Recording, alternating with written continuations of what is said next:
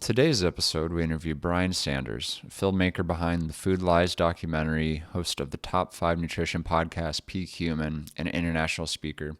He graduated from UCLA with a degree in mechanical engineering. He's the founder of Sapien Center, a popular health club in Austin, and he works to spread awareness of regenerative agriculture and increase access to well-raised animal products through his nationwide meat and body care company, Nose to Tail. So without further ado, here's the interview with Brian. Hold up, one more thing. If you have not yet scheduled your 45-minute free exploration call to find out what the root cause of your symptoms are and your next steps to getting symptom free, you are going to want to pause this podcast and go do that right now. So I invite you to go to nutritionwithconfidence.com, book your free exploration call, and find out how to get your results. I thought we'd start off with you talking a bit about your story. I know you have a background in engineering, and now you've devoted, I think, the last 7+ years to studying nutrition, health, and wellness. So how'd you go from engineering to the health and wellness world? Yeah. Well, there's a surprising amount of us that start as engineers, actually. Dr. Ted Naiman and Dave Feldman and Ivor Cummins. And there's just a bunch of people that ended up in this health space. And I think it's because we didn't get indoctrinated into the medical system, for one thing. And two is we have this root cause thinking, we're always thinking like, how do things really work? And it's usually the opposite of how things are these days with the sick care system and, big food, big pharma. They're kind of just set up to put Band-Aids on things instead of treating the root cause. So I got started at mechanical engineering, then I was in tech. And then 10 years ago, I just woke up to the health stuff, lost a bunch of weight, got rid of medications, issues, felt amazing. And 7 years ago, went full time into making the Food Lies documentary series and all this other stuff that I do. So that's the general story. There's a little more with the health stuff and my parents if you want to get into that. I'd love to hear it. Actually, I relate to a lot. My mom has early onset Alzheimer's at this time. And so I'd love for you to share a little bit about, your family's crisis there. Yeah. So people can see the intro to my Food Lies series on YouTube. It's 3.5 minute intro and it tells a bit of this story. But we worked really hard on this. So I really encourage people to check it out. Most people who watch it are really fired up and they're like, this needs to be made. This is the best thing ever. And I'm like, yes, it is. It's like all I've been working on for 7 years and it's going to be huge. And someone actually just sent it to Bobby Kennedy yesterday, his main chief of staff. Mm-hmm. So Callie Means was over here day before yesterday at Sapien Center. So we really are making a big push now and everyone's rallying around this. And but yeah, my family story, well, I guess that's why I'm so passionate about it, right? It's my family basically lost both of my parents 10 years ago when my health journey started. And so that's my dad had cancer, my mom had Alzheimer's. And so I say kind of lost because she was, in the late stages of Alzheimer's for most of that time, 3 years, completely unresponsive. And we finally lost her 3 months ago. So, it's finally her time, which was actually kind of a blessing because she was just in a bad place, right? There was just, It's just such a scary disease. So it really woke me up. And I now have a new understanding of Alzheimer's specifically a lot of people call it type 3 diabetes now, right? So we're kind of understanding that a lot of it is metabolic. But then also a lot of people say, oh, well, it's just your genes and, there's ApoE4 and there's different alleles you can have and this and that.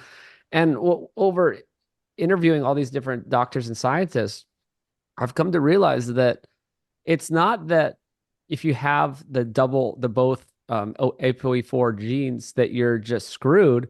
It's that's kind of the most ancient phenotype of right? So these are the most kind of like the earliest humans had this. And so you have to live like our early human ancestors, right? So actually to flip it on its head, it means you may have a higher risk for Alzheimer's, but that means you can get away with the modern diet less. That's what it means to me, right? You have less wiggle room. You cannot get away with the modern diet. as much Yeah. as other people can, right? So some people can get away with it more. That's what we see, right? All these people, they're like, oh, well, I eat whatever I want and I'm fine and you guys are crazy.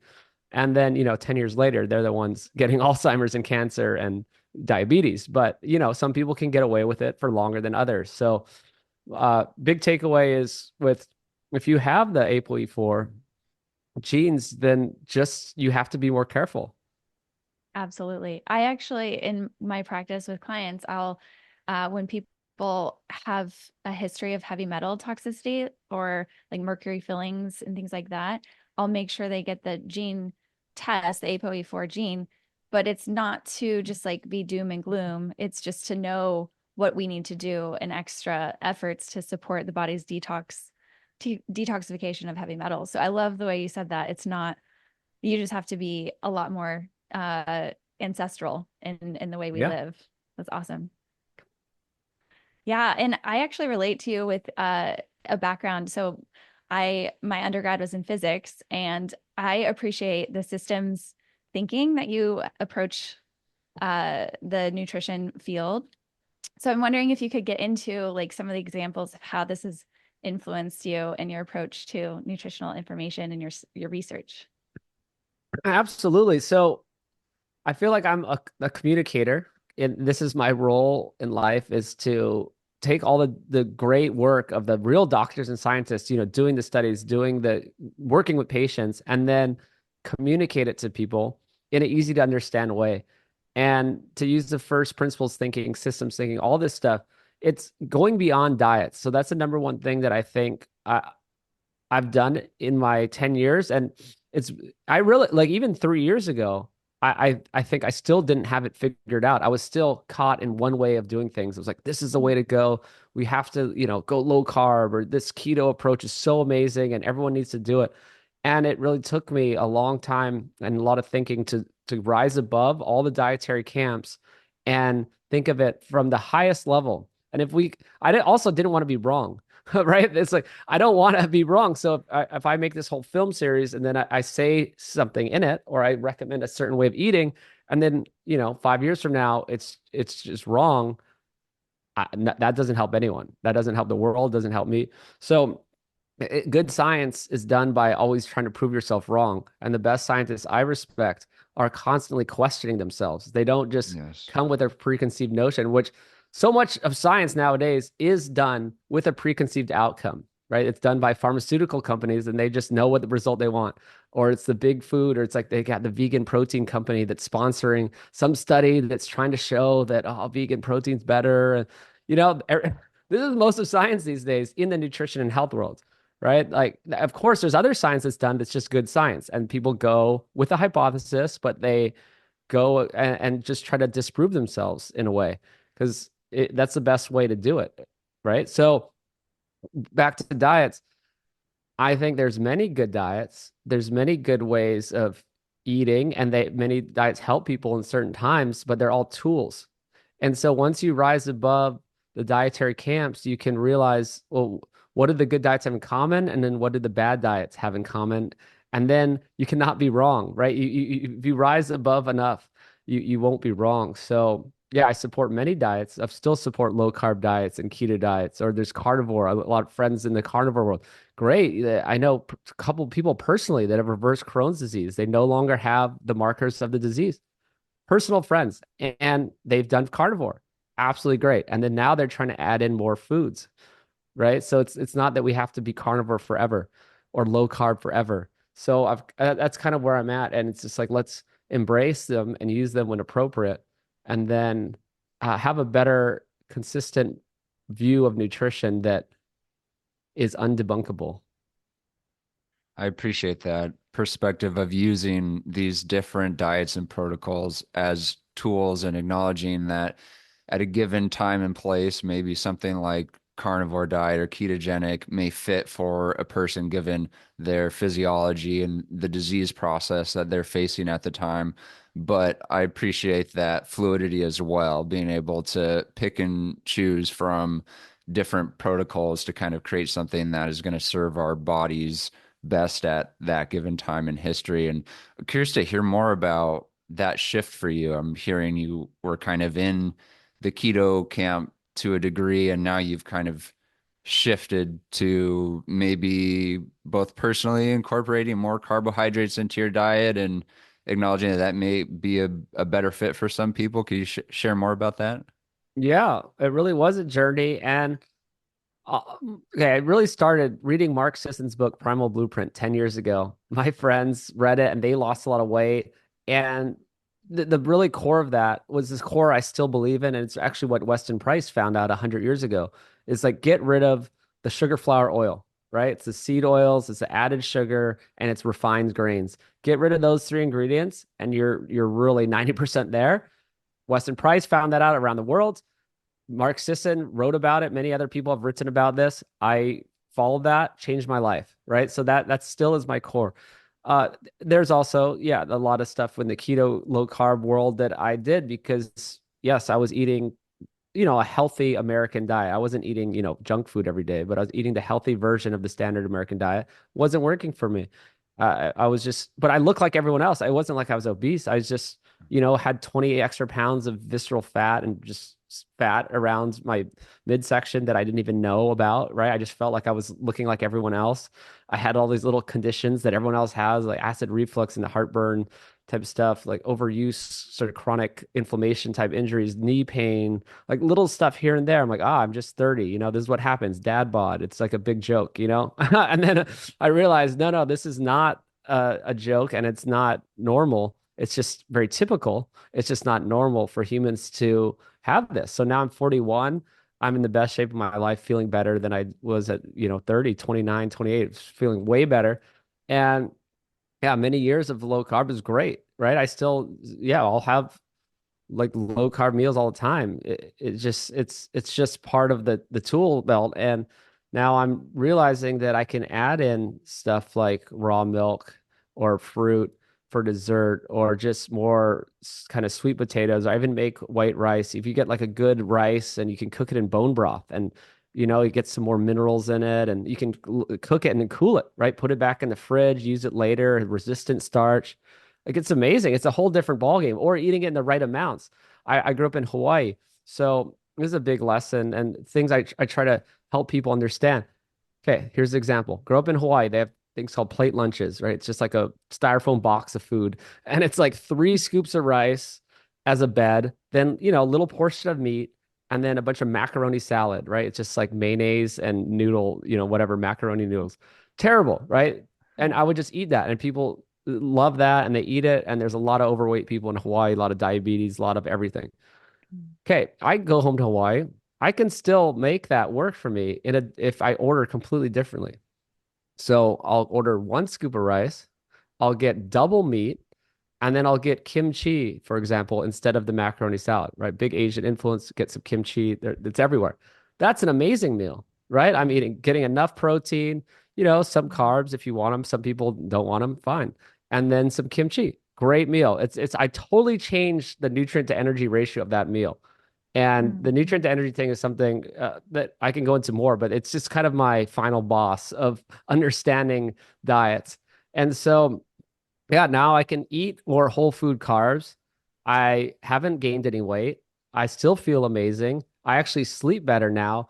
My body temperature actually has gone up. I realized I was having low body temperature. It was like 97.3.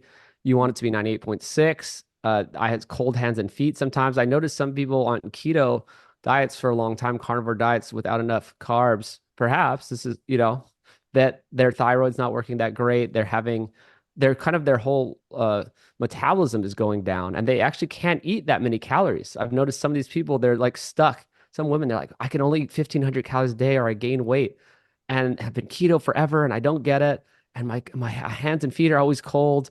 It's like this kind of the story. They're doing too much fasting, all this kind of restrictive stuff.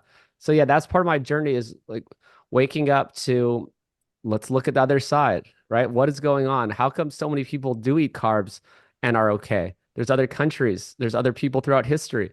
They're eating carbs. Carbs are not the problem. It's the refined grains or the sugar that's added on top of everything, or it's the seed oils, completely different story, not a carb, but you know what I mean? Like these are the problems. Once you get rid of those, you can actually eat whole food carbs and not you don't have any problems.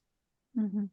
I'm so curious, how long were you strictly in ketosis for? And would you say, yeah, like, yeah, I'll start there. Well, I was actually I was never like strict about it because on the weekends I would always, luckily, Okay. I mean, I kind of knew that I didn't want to be. I wasn't like Dr. Peter Tia. He's like, I was in strict ketosis for 2 years. I tracked it every day. Like he was really about it. And now he's really against keto. I'm like, well, yeah, but you did it like very extreme and you gotta, you gotta have Yeah. some context here. So yeah, it was though, a lot of those 7 years, maybe six Yeah. years.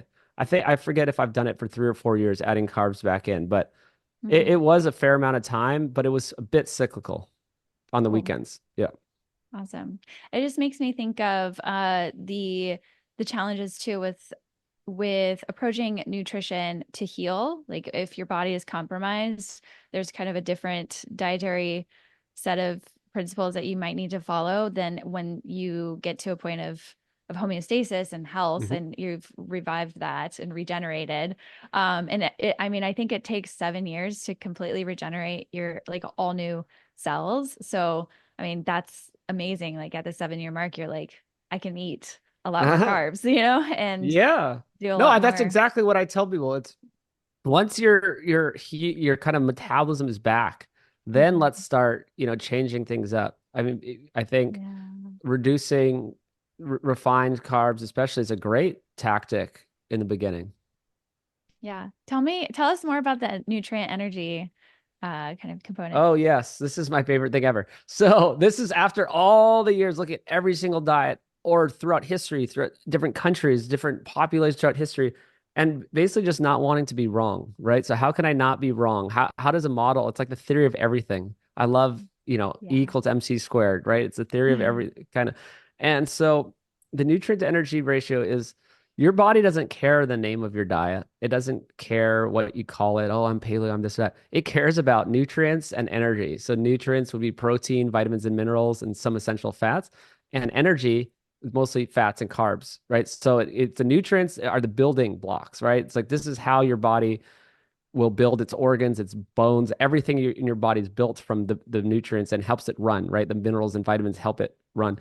And then the energy, I mean, that's what you need to get through the day, right? This is energy as in like calories to get me through the day to run my body. So most people in modern society, low nutrients, right? Too like low protein, low vitamins, low minerals, and high energy, right? They're eating processed foods, they're eating just breads, pastas, just anything, fat too, right? They're eating too much fat, too much carbs, too much everything. Too much energy, not enough nutrients. So throughout history, we had the correct. If you just ate what's around you in nature, we hunted some animals, we collected some seafood and whatever, tubers, and we got some honey once in a while. We got fruit, anything that we had around nature, and we instinctively knew, we need more protein. We can't just eat honey all day, or we can't just eat tubers all day. It's like, no, no, no. We are going to hunt some animals, and then we're going to have some tubers, when we don't have it or alongside. So for humans all throughout the world, all different diets, all different environments, they all got the appropriate nutrients to energy ratio. And we were healthy and tall and strong, and we had very little chronic disease, if not no chronic disease. We had other problems and we died of other things, but not chronic conditions, right? So that's how we were throughout history. So now any good diet has a high nutrient to energy ratio.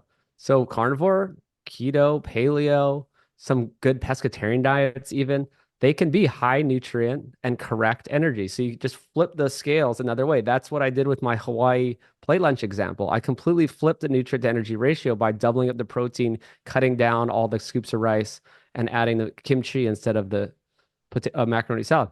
So it really is that. And that's why I hate the calorie counting model. And I'm sure you guys aren't interested in this, everything. Everyone's just like, just cut calories, or all you need is a calorie deficit.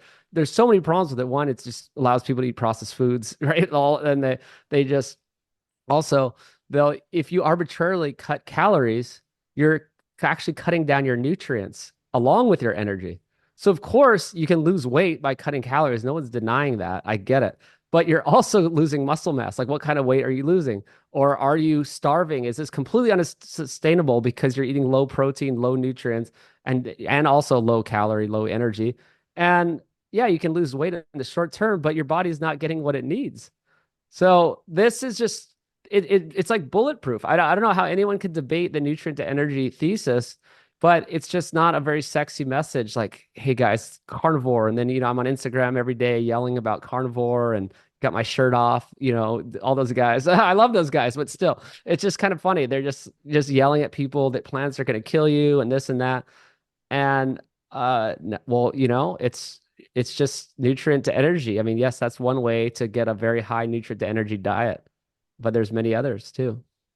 Yeah. And as you're talking about caloric restriction, and you said it's just not sustainable, I know that that's what so many people, so many friends and family of mine have tried to lose weight just by cutting calories, and it's never been sustainable. They may be able to stick with it for, maybe a month, and then they just go back to eating what, because they're not shifting the foods and the quality of foods that they're eating.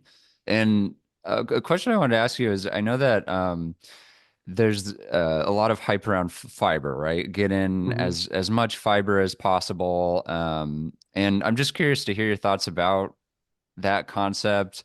Hmm. I know you've just interviewed, hundreds of medical doctors, and I'm curious kind of what the take is on Yeah, that dominant discourse of get your fiber in. I love this one. So this is a bit of a nuanced one, and it's kind of this interesting thing when I thought about for so long, and really I was like, I think this is it. That everyone is obsessed with fiber, and they have research, epidemiology that shows it's good.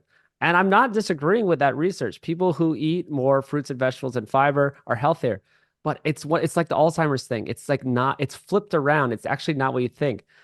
It's really that eating more fruits and vegetables and fiber means you're eating less processed food.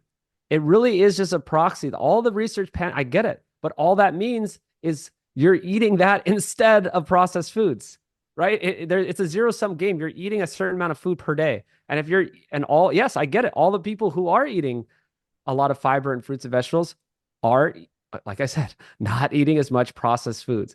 So it's not that fiber is magical. There's not much magic about fiber, especially insoluble fiber, right? It's just roughage.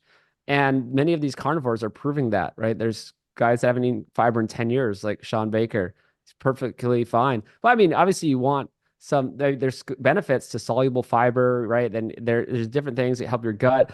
But I mean, there's also other studies that have shown that even break the ketones or butyrate can be used as fiber to feed your gut or used as well, the fuel, the butyrate to feed the gut. So maybe it's not necessary. So okay, so I get it. So there is some benefits to fiber specifically, but really like the just the fact that you just need tons of it is not true, or it's not really what people think. Does that make sense?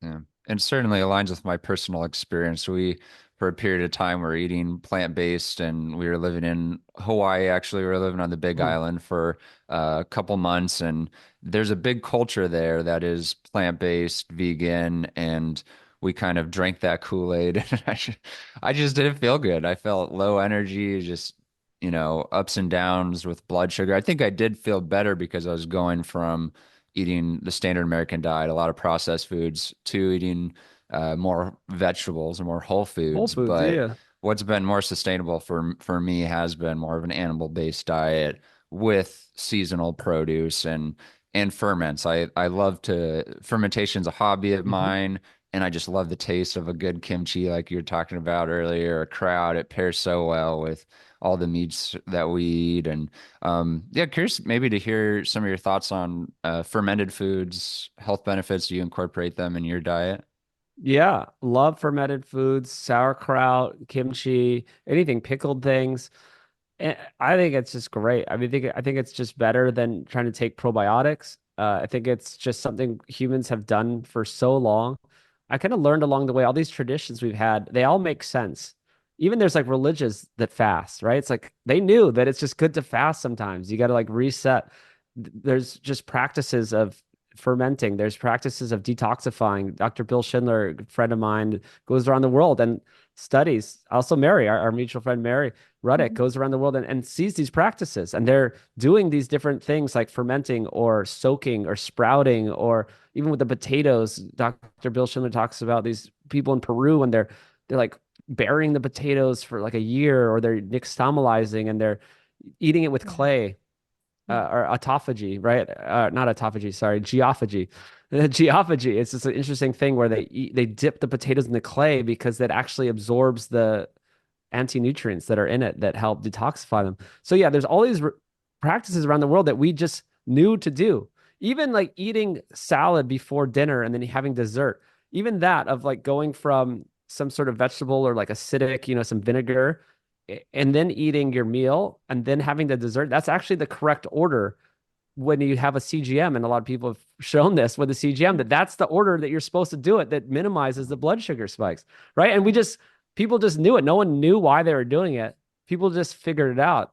Humans are so smart. This is also what I learned with the Weston Price stuff that you probably talk about a lot on your show or just with people. It's like 100 years ago, this guy figured it out. He went around the world. All these cultures, they didn't know nutrition science. They were all disconnected. They were, obviously just living off the land and doing their thing.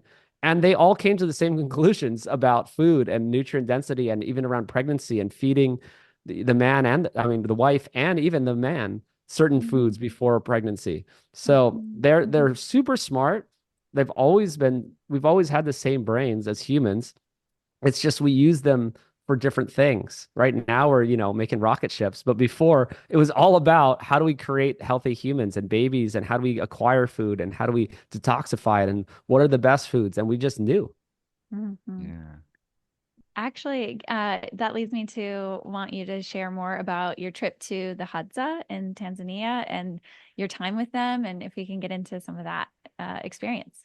Absolutely. Yes. So I went with Mary Ruddick, and she planned the trip. It was so great that she figured this all out for me. But we went to film for Food Lies, and we went for 17 days with the Hadza, the Maasai. And then we went actually to Uganda to spend time with the Pygmies and Mm-hmm. the Batwa.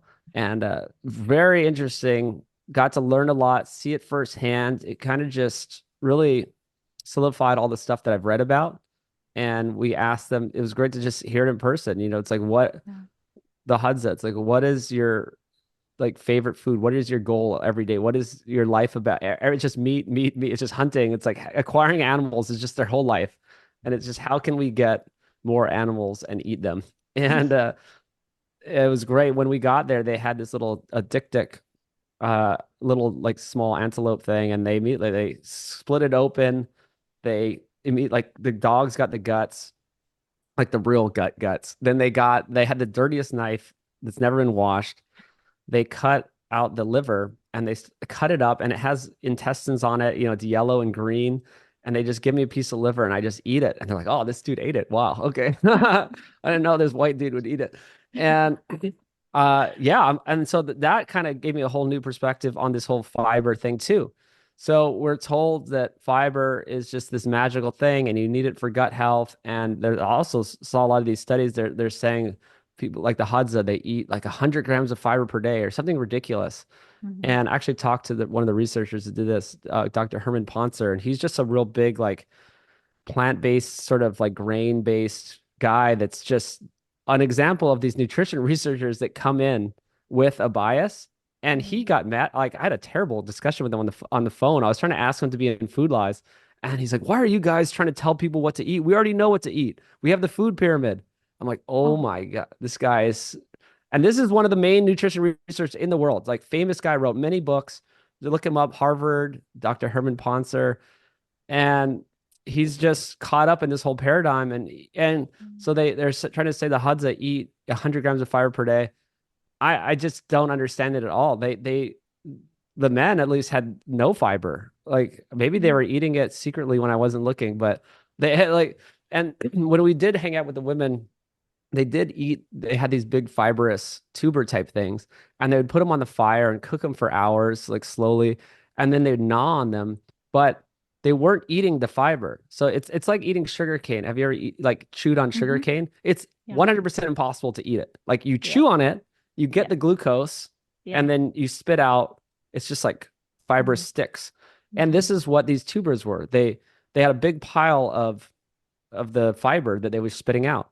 And I ate it too, and I chewed on it. You get some little bit of sugar, a little Mhm. bit of calories, and then you spit it out. So I don't know if these researchers are counting, all this tuber weighed 3 pounds, and that's like, 300 grams of fiber, and we'll divide it, and they must eat this much fiber per day.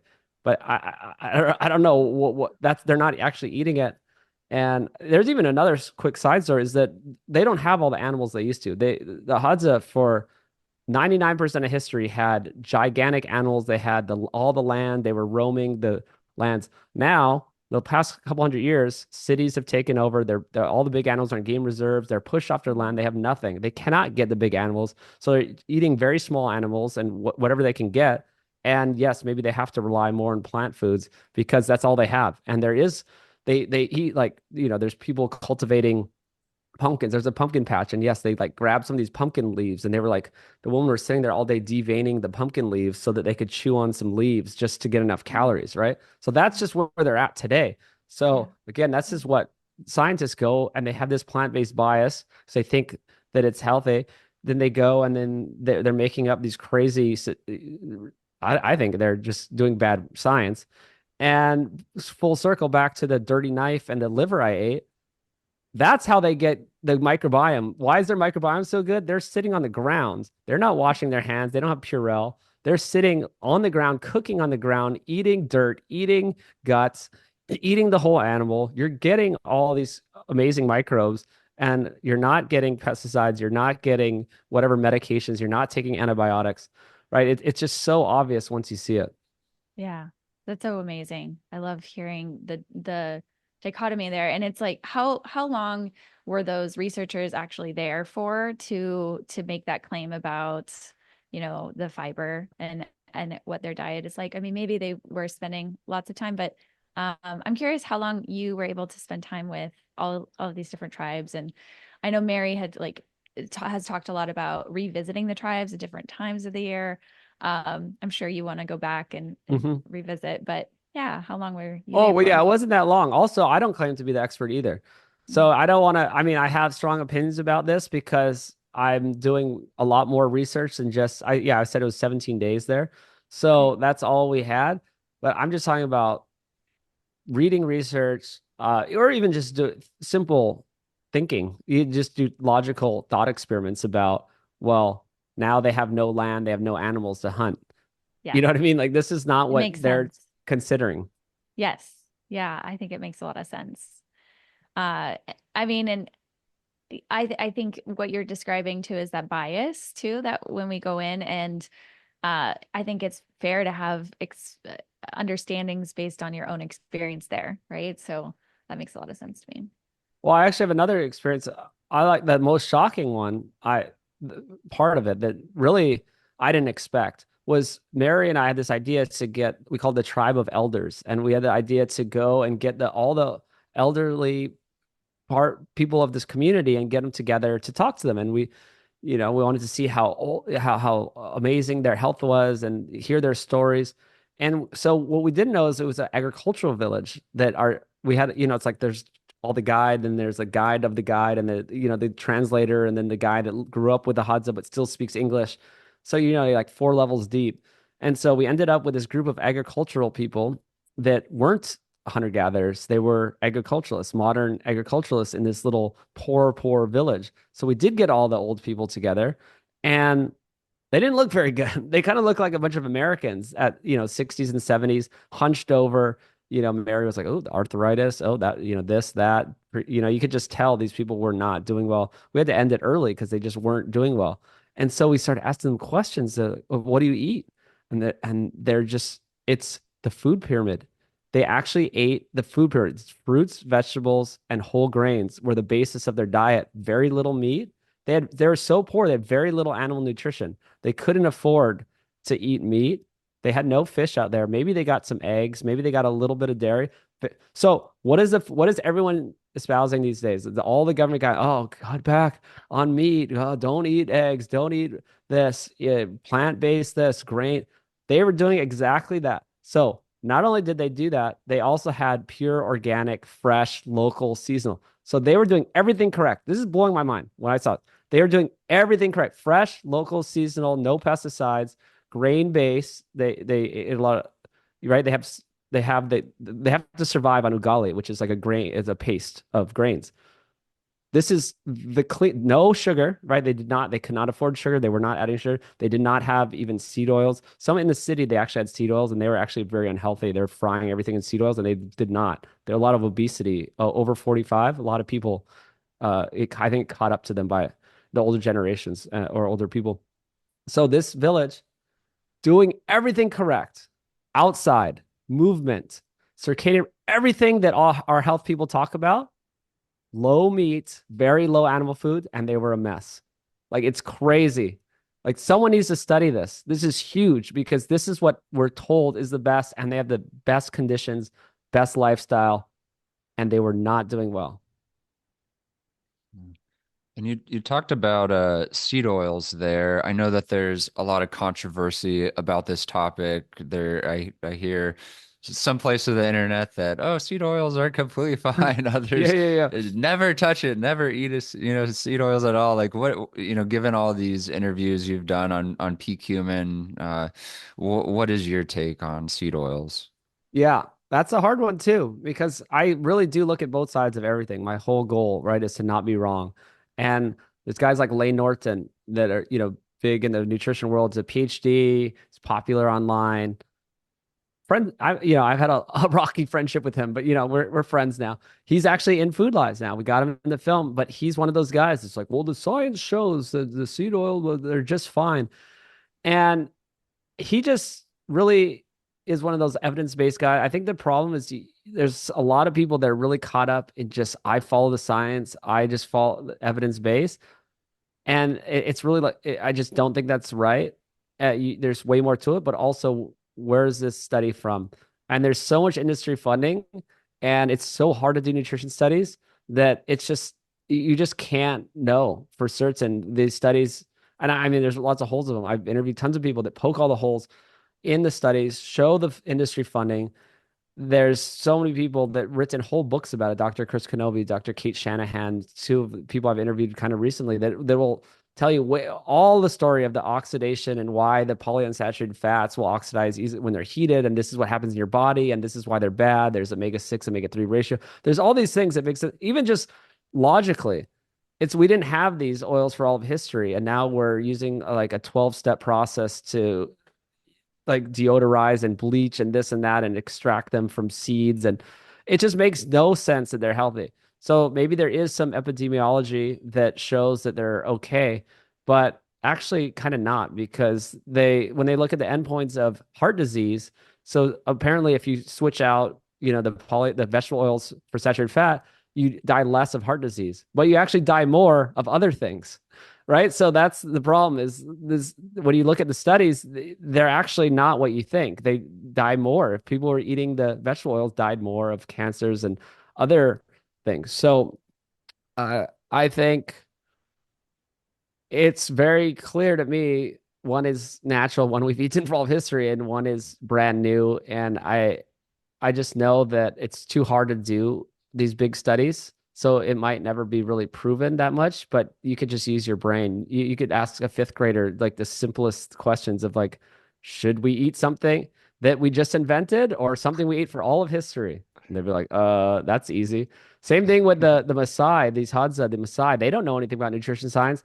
Very interesting. The Maasai, we talking to this elderly kind of tribe leader guy, and he just said, we don't trust the oil on the shelves. We don't trust food on the shelves.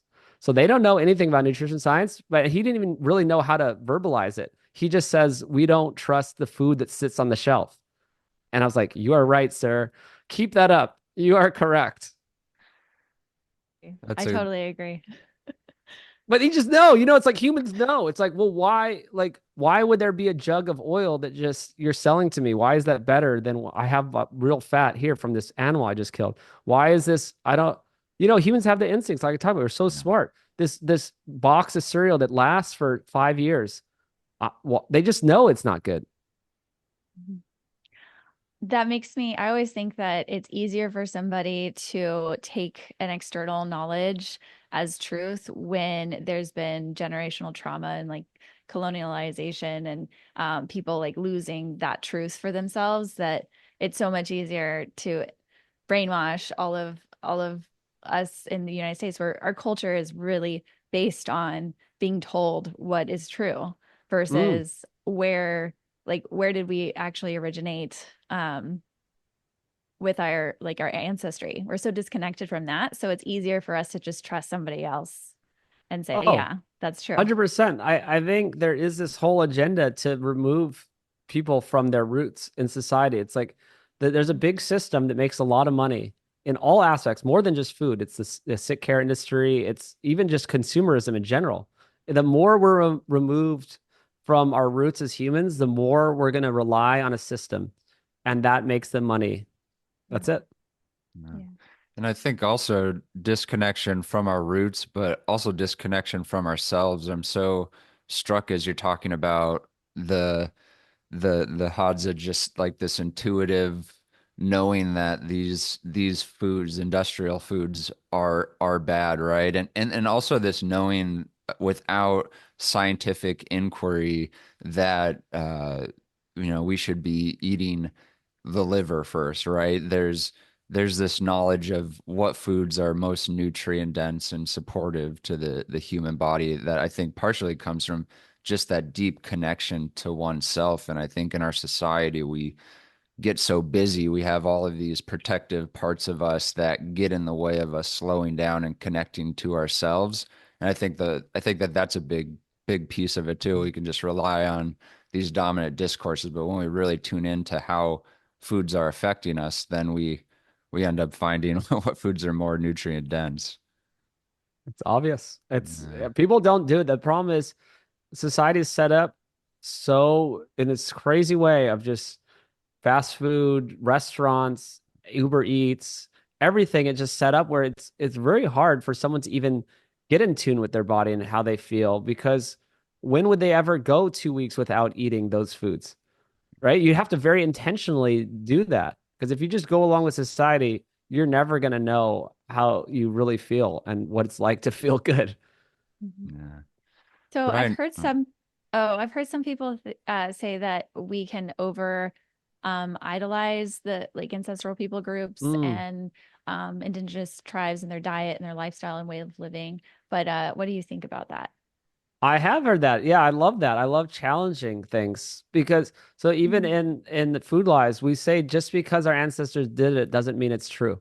Right? That is like absolutely something we acknowledge. And I also even in the trailer, the intro I mentioned, we say we have to look at all sides and we have these little dominoes falling of all the different areas of science that we're going to look at. So yes, you have to look at all sides and you have to verify.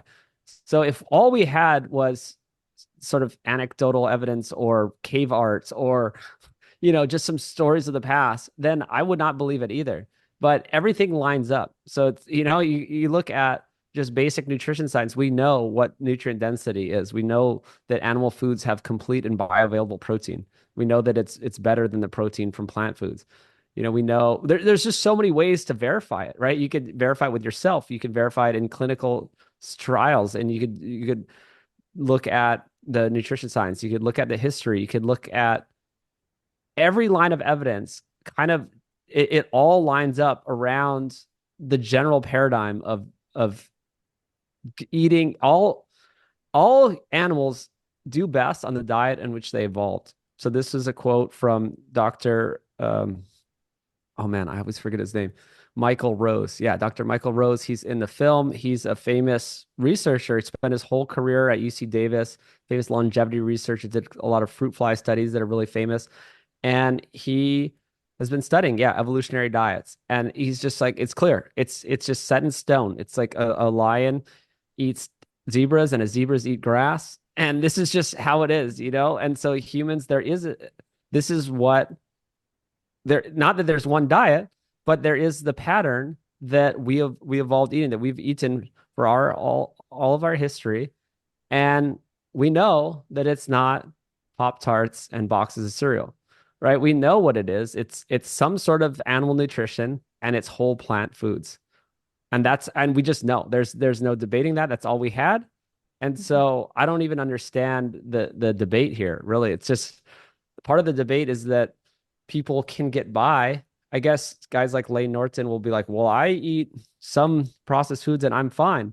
But when I really talk to him, he's like, "Oh, yeah, I eat mostly, fresh foods. I eat animal protein and I eat fruits and vegetables and yeah, and then if I since I work out a lot, I have room to eat some ice cream once in a while and whatever. He makes jokes about Pop-Tarts. Yeah, right. So it's like, so he's actually in agreement, but it's just Yeah. funny. It's like, yes, you can eat a few Pop-Tarts, especially if you are a bodybuilder and you're working out 5 days a week. If you want to, go for it. You're not going to Mhm. die. But if Mhm. you start eating too many of these processed foods, then and over time, the problem is it's just so hard to track over time. It's like, well, how did Mhm. this guy get cancer? Well, there's a lot of things, environmental factors, there's heavy metals, there's a million things. So it's Yeah. hard. Mhm. Mhm. Yeah, and Brian, I'm curious, after this trip, reflecting back on your time with the Hadza, the Maasai, what were a few of your big learnings, big takeaways, maybe experiences that have really stuck with you?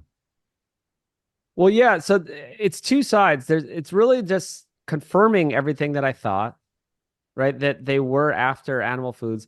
And it too was the big surprise was that we had the group eating the ideal diet that was plant-based and grain-based, and they were doing bad. So those are really the two giant takeaways that blew my mind. Well, really the second one is the one that blew my mind. And then the third thing is that I kind of mentioned is the seed oils in the cities. So we did spend a little time in Arusha in Tanzania, which is a city, and then in Uganda, I don't know, Entebbe, I think is a city, and they had markets and stuff, and they could not afford processed food. They could not afford fast food. There was a few restaurants, but those were for tourists. There's absolutely no way any local would afford going there. 90%, right? These people are eating bananas off trees to survive. Okay? So that we went to the markets. These people were eating all fresh produce, could not afford much animal foods. They had these dried little tiny fish, these tiny, tiny little dried fish that they're so at least they got some, animal nutrition. They got, whatever else they could get. But they had a lot of these, they had like Gatorade bottles, these kind of plastic bottles, unmarked plastic bottles filled with cooking oil. They just call them cooking oil. So it's just this mystery oil that they get for, 5 cents and they're starting to fry things in it. So it's frying everything in it. Mhm. And so they're eating like a whole foods diet plus fried foods. And like I said, in their 40, 45, 50s, Mhm. they there was some giant, giant people just Mm. but really the younger people seemed in shape, Mm. right? So it's kind of like the US in the 60s, right? Where you go around Yeah. the US, look at the photos, 60s, 70s. It's like mainly young people are all in shape, 20s, 30s, they're looking great. And then some of the older people, 40, 50, they're getting like kind of big. This is Yeah. kind of what's happening, right? It's just they're just trailing us. So they can't afford processed foods yet. They can't afford fast foods, but they're getting that's so the third thing, the takeaway is that the cooking oils, it's another reason why yes, the seed oils are bad. It just I Yeah. can't exactly prove it, but this is part of my observations. I looked around, can't afford soda, really, can't afford treats, can't they but they did have the cooking Yeah. oils and it did catch up to them by middle age. Mm-hmm. Yeah, and contrasting these observations you're making with these groups that were exposed to seed oils and these other foods of modern commerce to the Hadza who are eating, I'm hearing an animal-based diet. That's what they want. The men want to just hunt, want to eat meat. I know the Maasai heavily eat, consume a lot of raw milk. Animal-based diet as well. What sort of health did you observe in the Maasai and the Oh yeah. Hadza? The Maasai they are so healthy. They are tall, strong, amazing teeth. They're like there's still some of the men that still do the traditional diet of milk and blood. So they'll wake up and they take this little arrow, they prick the vein, I guess it's an artery, it's like the the big artery on the side of the cow's neck. They just drain some of it. It's not like it hurts the animal. It's just like a human donating blood, take a liter or Mhm. something like that. And they mix it with the raw milk, and that's their breakfast. And then they go off all day, and then they come home, and then they have that for dinner. And they do that for some of the week, and then they kill an animal like a goat, and then they'll just eat meat for a few days, and then they'll go back to the blood and milk. And they can go up to maybe 6 months. If there's no good grass and they have to go with their animals, the men will just leave for 6 months Wow. and just survive on the blood and milk, and that's it.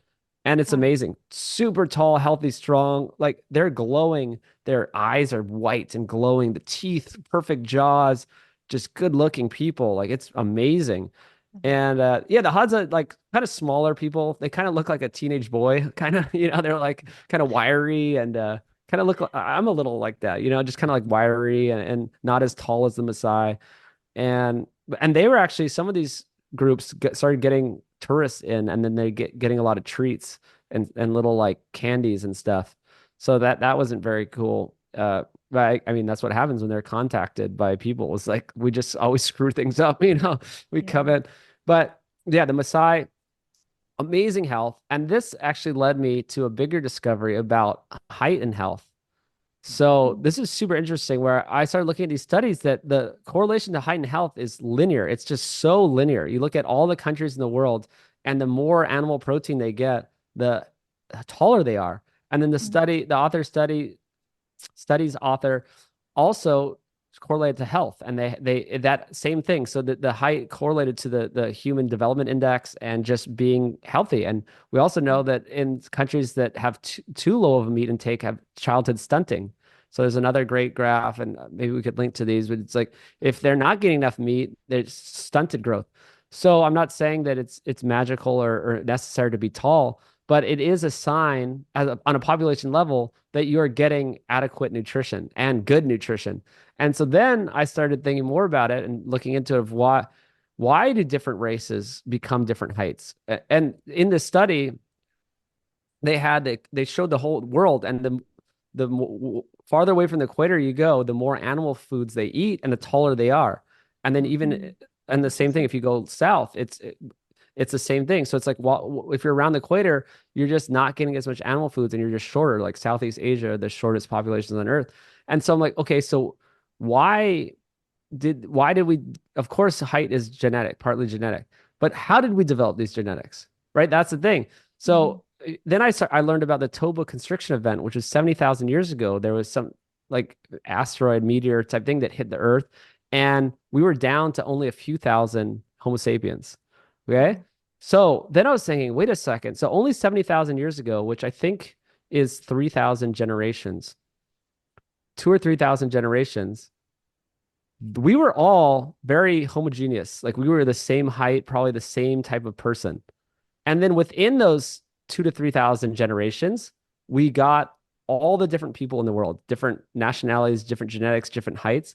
So what drove that? Well, it had to be the diet and the environment, right? And so in Southeast Asia, I mean, they're eating more rice, a lot of filler calories. Just, it's not very nutritious to just eat a bunch of rice, vegetables, fish.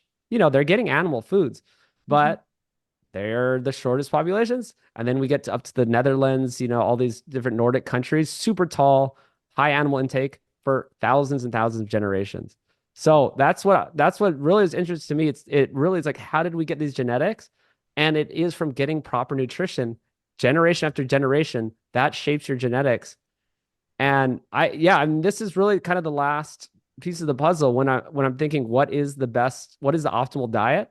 Because that's also one of my big Mhm. goals in life, right? It's like, what is the optimal diet? And there's a difference between thriving and surviving. So again, yes, some people can get away with eating Pop-Tarts and processed foods. Same thing, some people can get away being vegan. Some people can get away being plant-based. Some people can get away with eating mostly rice and a few vegetables and a little bit of fish when they can get it. Good for them, but are they thriving or are they surviving? Right? So if you then that's when you start looking at this animal protein data and generational data, then that's why I'm so into it. It's like, okay, now we're really kind of proving a little bit more that animal-based diet, not that again, it's not like we have to be bodybuilders and eat, 200 grams of protein per day. That's not what I'm saying. Just eating the like really ancestrally appropriate levels of animal foods or the nutrient to energy kind of diet, that is pretty optimal, right? We have a lot Yeah. of things pointing that direction. Yeah. Well, based on what you just were sharing about that genetic um, branching off, I know that a lot of people consider, should I eat more my genetics because I come from this place, or do you think people should eat more locally with where they are based on closeness to the Mm. equator and sunlight? Like, how should people navigate that? I think you kind of got to do both because humans, I don't think we were really made to just get on an airplane and go to like all over the world and live in different places. People with dark skin don't do well up really up high up north. They're not getting enough vitamin D, Yeah. right? So I think there is something to eating to your ancestry, right? And that if you've done something for thousands of generations, you can handle that food better. But I still think there's something that just because people also it's kind of a cop out and they're like, well, I came from, yeah, like this Asian thing and I have to eat mostly rice and vegetables and a little bit of fish. And like I was saying, well, that's possible, but that might not maybe, yeah, still eat in that pattern maybe, but you can change the nutrient to energy ratio of that, right? Or you Yeah. can add, it's not saying like it's not going to benefit you to add more meat and eggs and organs. Even if your Mhm. ancestors didn't eat it, like I said before, again, your body doesn't know the name of your diet. It doesn't know the name of the food. All it knows is I'm getting amazing protein and minerals, and this liver is just nutrient dense, and this is right. So yeah, so maybe you can eat in that pattern, but shift it to more nutrient dense. I love that. It's such a good answer for people. And I mean, and also I know a lot about, I mean, I know some about the influence of light exposure that we get and how that impacts our digestion and our bacteria that help break down all our foods. I feel like that has, where we are in the context of the light exposure we're getting must have something, our current environment has a huge role on us. I do Uh, think that. Yeah, like the North countries, we're talking about the Nordic countries, they're eating a lot more meat and fat. And then, mhm. yeah, my buddy Paul Saladino, right? Everyone knows this guy's in Costa Rica crushing like 1 million pounds of fruit per day now. Yeah. And then like, all right, yeah, Paul's out there surfing. He's surfing every day. He's out there by the equator. Yeah. Absolutely. He's doing great. And if you're not doing that, and you don't live in Costa Rica, maybe you shouldn't eat like him and eat like 5 pineapples with honey on it. Yeah. I love it. And Brian, I'm curious if we could talk a bit about some of your health practices, maybe starting with diet. Like, what does an average day look like for you in terms of when you're eating and the foods that you primarily lean on? Yeah, yeah, yeah. I love that. I started trying to eat breakfast more because I was doing 2 meals a day for so long. And then I was like, man, I think I definitely like to give my body a break from eating, but now I do want to raise my metabolism a little bit. I want to see if I can eat more carbs, eat more whole food stuff. Maybe I'll have some raw milk, maybe like matcha thing with some little bit maple syrup, something, some protein, some stuff like that in the morning. And Mhm. then for lunch, I always just eat like farmer's market, great eggs, maybe some like beef sausage, high quality sausage, pickles, sauerkraut, maybe an apple kind of as a little dessert type of thing. And dinner, yeah, I would just always grab a hunk of meat, lamb, beef, whatever, maybe some sweet potatoes, maybe a little more carbs at dinner. Always pickles, sauerkraut, just simple stuff, kind of avocado. I just have single ingredient food just lying around, or just jars of things lying around. You just have like a jar of pickles, jar of jalapenos, jar of sauerkraut. Like it's so easy, and you just heat up meat, heat up eggs, and you're done. And then yeah, again, dessert, something like fruit, just a little bit of fruit, and I feel amazing. It's so easy. Everything's single ingredient, and I'm just happy. Awesome. Yeah. And I think you touched on this a bit, but could you share a bit more about like as you've taken your health into your own hands, some of the shifts you've seen? I mean, I know you talked about weight loss, but like what are some of the bigger shifts you've seen as you've moved towards like a whole food diet. Yeah. So yeah, I was getting on the different over-the-counter medications. Yeah, like so the heartburn went away, the knee pain went away, acid reflux, the overuse. I basically just had more energy through the day. I was able to work out more, build more muscle, got rid of the visceral fat. People don't even know how much visceral fat they may have. You can be skinny fat. And we're mentioning this in the film, and we'll do some stuff on this with, have you heard of Dr. Sean O'Mara? I don't know Mm-hmm. if he's that popular, but Yeah. he's a great doctor that does these MRIs, and he'll do a cross-sectional abdominal MRI, and you can actually see the visceral fat in there.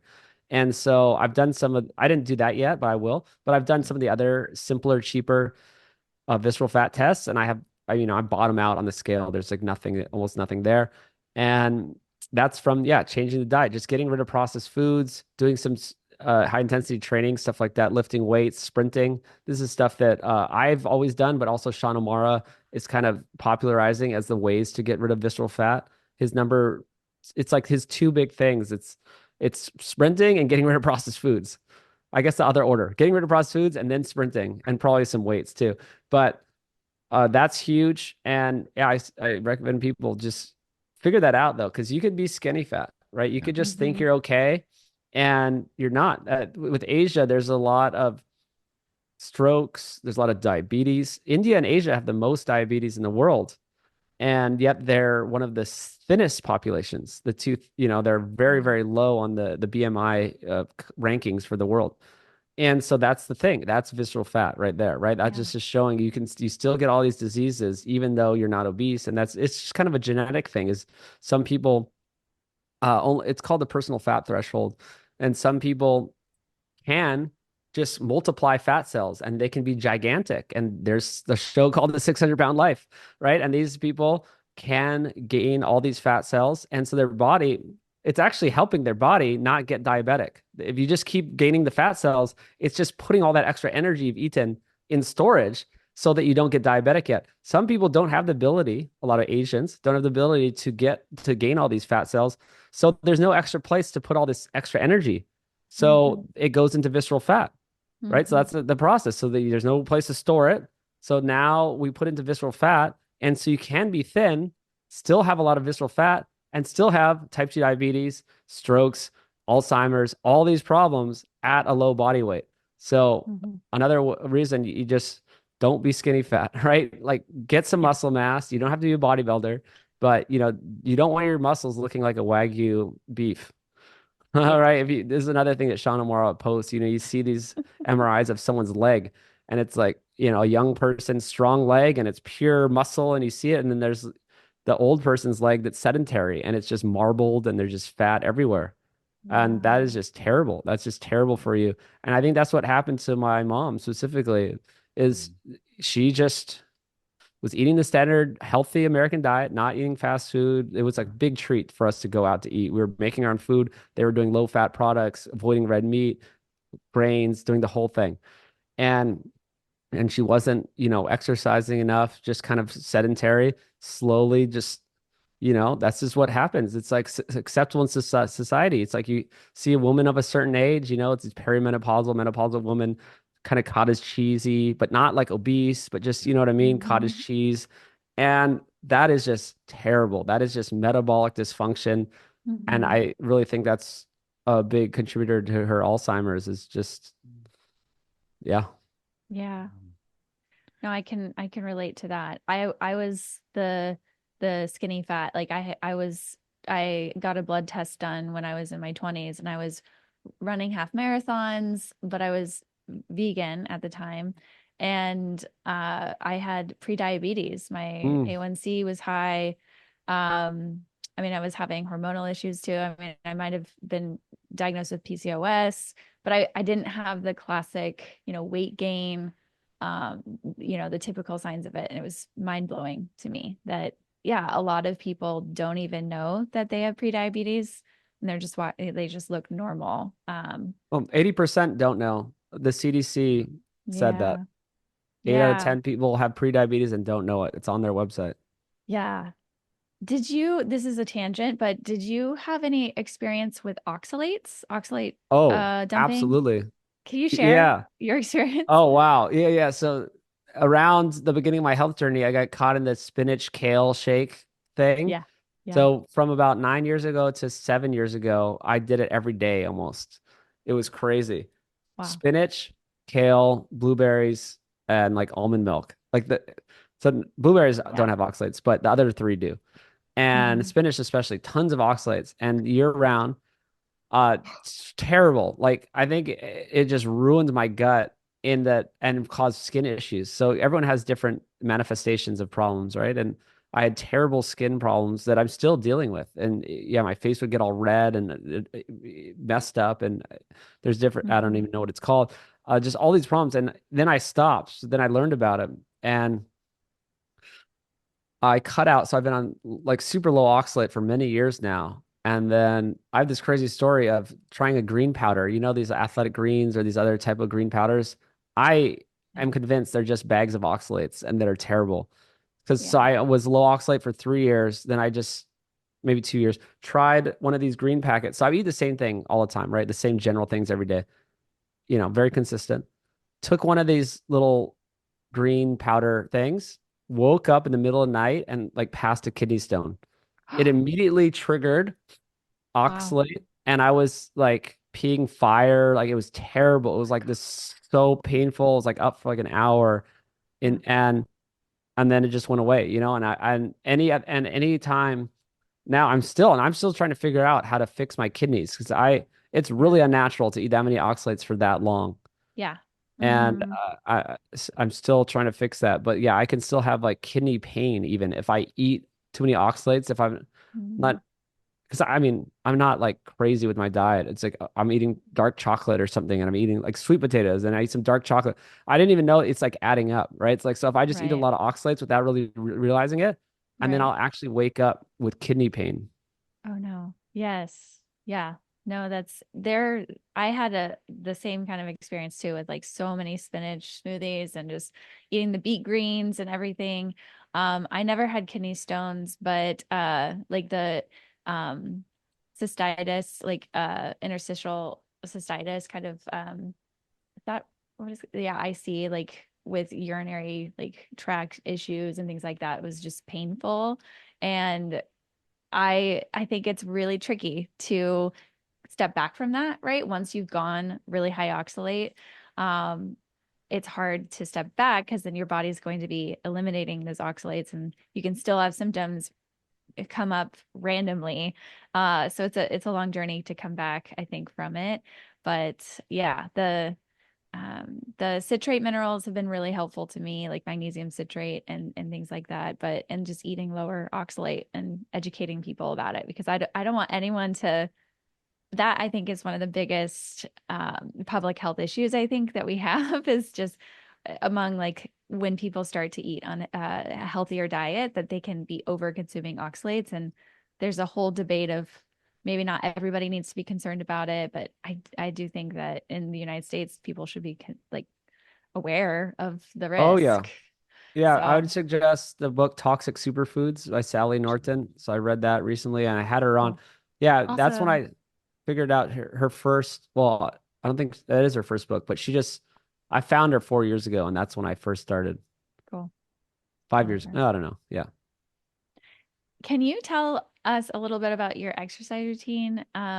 Just really like I've heard you talked about it's not very Mm, you don't do it very much, but I'm yeah. specifically interested how long you sprint for and like your sprinting Yeah, yeah. activity. Yeah, I don't know. Oh, I love that stuff because my whole goal is how to make this super easy and enjoyable. And Hmm. I told my food stuff, right? It's super easy. I just have meat and eggs in my fridge and whatever and cook it in like 10 minutes or less and I'm good. It's delicious, right? Same thing with exercise. How can I make this easy, enjoyable, sustainable? And I just want to let people know you don't have to be 5 hours in the gym. People are like, oh, 5 days a week, you got to do this. So many influencers, even people I agree with, like, people in our health world, they're like, got to get to the gym 5 days a week. This is what you got to do. I don't think that's true. I think I want to make it a pro. If you want to do that, absolutely. If you have time for that, absolutely. But I think more people have trouble sticking to something if it's so hard and long. If you're having to do an hour session 5 days a week, who's going to do that? right? So I do two 30-minute sessions in the gym. That's it. It's 1 hour per week. Anyone can do that. And part of why I do it is not because I'm lazy. Well, maybe a little, everyone's a little bit like, you humans want to get away with the least possible, right? But part of why I do it is because I'm going to do it because it's so easy. Because it's a low bar, I will do it. So no matter how busy I am, I always tell myself, well, you got to do at least this. I have it's a push day, and B, a pull day, and it's 30 minutes, and I have to do it. So it's non-negotiable, and I can do it. No matter how busy I am, I can do it. So yeah, it does drop sets. It uses drop sets of failure. It's, I'm using dumbbells. I'm using simple stuff, dips, pull-ups, weighted dips. Example, say you grab some dumbbells, 50-pound dumbbells, do an exercise until you can't do it anymore. Put them down. Grab 40-pound dumbbells, do it immediately until you can't do it anymore. Put it down. Grab the 30-pound dumbbells. Okay, that's drop sets. You can get a lot done very quickly, and you fatigue your muscles. And this is based on all the interviews I've done, research, talking to researchers, muscle protein scientists, real prominent guys. Like, this is all you need. Unless you want to be a bodybuilder and spend your whole life. If not, then just do this type of thing. And then sprinting, yeah, then I'll fit in sprinting once a week. And it really is less than 30 minutes. It's like probably 15 minutes, 17 minutes. I just get out there, warm up. Obviously, you got to warm up if you're going to sprint. You get hurt pretty easily if you're not warmed up. And I really just do 6 sprints. They're about 125, 150 meters. I just go on a road. People try to overcomplicate it. They're like, oh man, I don't have track shoes, or I live next to a track, this and that. Like, no, I just go out in the street. I just run, and that's it. It's like, it's the easiest thing. And, you build up to speed, right? You just start at 50%, 60, 70, 80, and then do it again. And yeah, it's that simple. But I do 2 warm-up ones, at like 80%, 65 to 80%. And then I do 4 hard ones up to 95%. And I feel amazing. Like, I'm telling you, it signals to your body, just get leaner, get faster. It's amazing how the body Mhm. works. I love it. And it's so fun, and it's not arduous. Like going to the gym for an hour, like 5 days a week seems so boring to me. Like Natalie and I have always been big on like f making working out fun, right? So we just love walking too, right? So we Mhm. walk like probably 2 hours a day, either around the neighborhood. There's a little trail next to us. We'll do that. And then yeah, this morning we're like, oh, let's just sprint a bit. So we were Mhm. walking, we just started sprinting. We've got this really cool like outside workout area around our house. And so we'll just walk to it, do some pull-ups on the pull-up bars, do some push-ups, and yeah, and then we like to rock climb too. So Mhm. I'm all about like what you're talking about, just like keeping it easy and then fun. Like what Fun. would you enjoy doing? Like what sort of movements, what sort of exercise do you get excited about, and the low-hanging fruit, and just walking a ton. I think walking is one of the Oh, best things for the human body. walking is absolutely amazing. I didn't finish what I do. So walking on other days, and then beach volleyball on Oh, Mm. Saturdays. And Nice. yeah, it's just, there's nothing more fun for me than playing 2-on-2 competitive beach volleyball. Ooh. It's Yeah. just the best. And I grew up playing football. I can't really, it's kind of hard to play football. It's like we need a whole group of guys. It's the whole thing. But Yeah. volleyball. But no, walking is incredible. Just was in Europe, walking 15 to 30K steps a day, and That's amazing. just felt amazing. Yeah, Mm. it's the best, and I think it's really underrated too, of like how important it is for the human body, and just how you can avoid. I think you avoid a lot of chronic disease like diabetes type things just from walking, just from being active. Mhm. This it's funny now that there's health influencers are like, do a 10-minute walk after eating. It's like I mean, it's great. 100% do it, but it's funny that it's like a thing. It's like, you got to do this. This is this big thing we got to do, and there's this concept, and I have to pitch it to my crowd, is like, this is something you should do, when everywhere else in the world that's just what you do. It's just Yeah. part of life. I'm in Europe. Everyone's walking yes. everywhere. You walk Yeah. to get the food, you walk after the food, you're walking here, walking there. Like, Yeah. another thing with Africa, like, I kind of had a paradigm shift of, it's not it's not, quote, good to work out or good to walk. It's required. Like, it is a baseline of human beings that you must move your body a certain amount per day. And if you're not doing that, you are actively doing harm to your body. So it's paradigm shift, right? It's not good to walk, it is required, Mhm. right? So most people aren't doing the basic, just real basic necessities of movement to just give your body, it's like confused. I think your body is actually confused on what's going on if you're just a normal American. Mhm. Mhm. It's got to be so confused by like the blue lights at night, the Uh, screens we're on every the food day. substances. What is this food like substance? What like why am It's I playing video games for 3 hours? This is so strange. so weird. Yeah. No, thank you so much for all of these tidbits and helpful practical tools that a lot of people can utilize. And Absolutely. Brian, before we wrap up here, I did want to touch briefly on, I think you call it the Sapien Center. You've opened this community center in Austin where people can come and connect in person. And I just wanted to hear a bit about why you thought it was important to start this and then like what your goal is for Mm. this community. Yeah, it's kind of life's goal of mine to have a space like this, and I think it's really necessary, especially in the last 4.5 years. Since COVID, people were, kind of like isolated, and I just moved to Austin right after COVID started to do this and to have a real hub where people could get together in person, and it's been incredible. It's been so fun, so rewarding. Not going to make any money, but very rewarding. It's not like it's just a passion project, really, and just meeting people. This is just again what humans are meant for. This is how we've always lived. We've lived in tribes, and we just need that connection. And you don't want to just, I don't know, people just go to their office and they go home, and of course they plan things on the weekends or go out, at certain times of in the evenings, but it's not enough. So it's like this place, it's like you can do this all day, you can be there. It's just constant events, constant co-working, constant just community. And yeah, I mean, I do have sapien.org. You can go there. We're trying to put together the movement, the Sapien movement, which is bigger. Cool. And the Sapien Center here in Austin could just be the hub of that movement. And I want to get people worldwide because through making this film, I've got a worldwide audience now.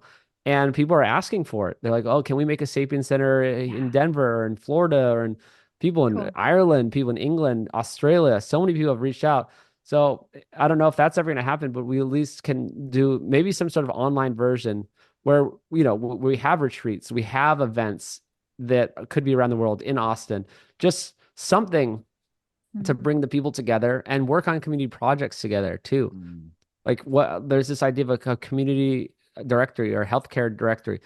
What Yeah. are like let's get all the healthcare practitioners Yeah. locally, right, on a map, kind of, right? Like let's get them and then anyone can find them because so many people ask me for that. And so this could be a community project we do together as as part of the Sapien movement. And it's got to be crowdsourced and it's going to take a while, right? It Mhm. doesn't exist because it's really hard to do. You need really hundreds of volunteers to help seed it with all the people. And then you say, I want a dentist that isn't just going to do this, or I want a doctor that isn't going to just prescribe me a statin. Where is one in my area? And Mhm. we need this ultimate resource. So yeah, Mhm. we're just collecting emails for now on sapien.org if you want to be a part of this. Awesome. Awesome. And then, Brian, if people are interested in learning more about your work, I know you have so many cool initiatives with your Peak Human podcast, the Sapien Center you're talking about, the Food Lies documentary. Where's a good place to direct people if they're interested in learning more about your work? Yeah, the last thing I also have nose to tail. Oh, Nosetotail.org nose to is tail. yeah, we have great beef tallow products and biltong and yeah, just really healthy uh versions of products. Really food lies. I just suggest people just search for food lies on the platform they like and I'm there. And then I'm just everything else can link from there. Cool. Awesome. Perfect. Well, Brian, thanks so much for all the work you do. I know you've been like a big Mm. inspiration expander for us because I love your concept of just not being so dogmatic in nutrition, like really finding these common factors, but not being super entrenched in keto or carnivore. And so you've really, I think, been an inspiration for us in starting this podcast and sharing this message of health and wellness and connection to our food. So appreciate all the work. Appreciate you taking the time today. Absolutely. Yeah, this has been fun.